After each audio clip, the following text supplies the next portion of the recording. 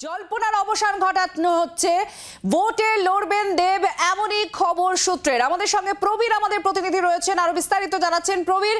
অভিষেক বন্দ্যোপাধ্যায়ের সঙ্গে বৈঠক হয়েছে প্রায় ঘন্টাখানেক, তারপরেই জল্পনার অবসান, ভোটে দাঁড়াবেন দেব, এমনটাই খবর পাওয়া যাচ্ছে।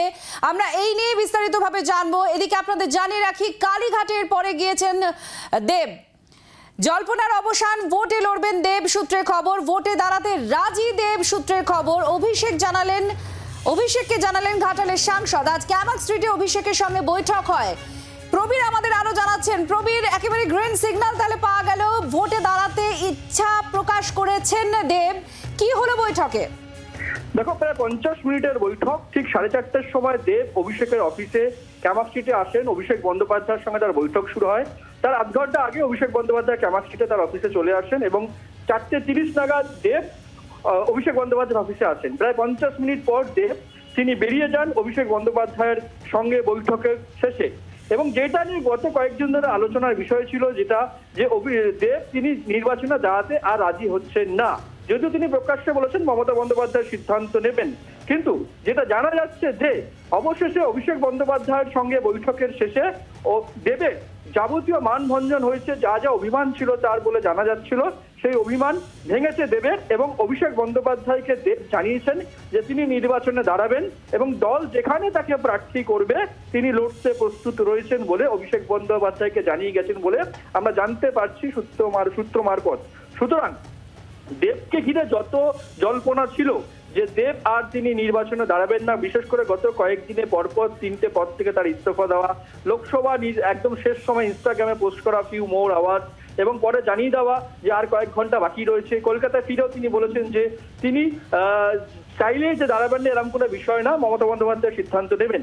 এবং তারই মধ্যে অভিষেক বন্দ্যোপাধ্যায় আসরে নামেন এবং আজকে অভিষেক বন্দ্যোপাধ্যায়ের সঙ্গে তার 50 থেকে 55 মিনিটের বৈঠক হয়। সেই বৈঠক শেষে দেব কিছু বলেন, তিনি বেরিয়ে যান।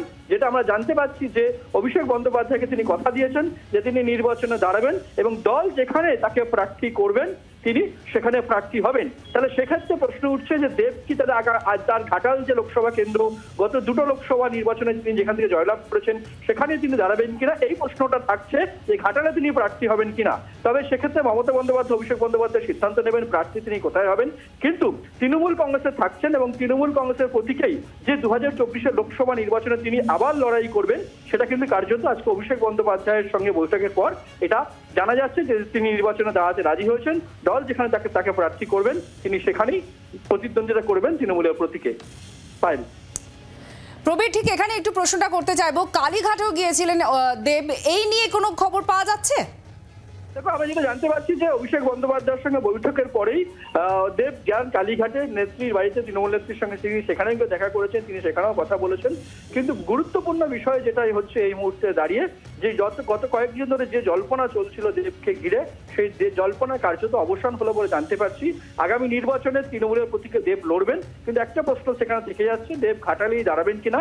কারণ ঘাটাল নিয়ে তার বেশ কিছু অভিমান রয়েছে, স্থানীয় কিছু নেতৃত্বের বিরুদ্ধে তার ক্ষোভ রয়েছে, সেই ক্ষোভেই কার্যত তিনি দাঁড়াতে চাইছিলেন না বলে জানা যাচ্ছিল।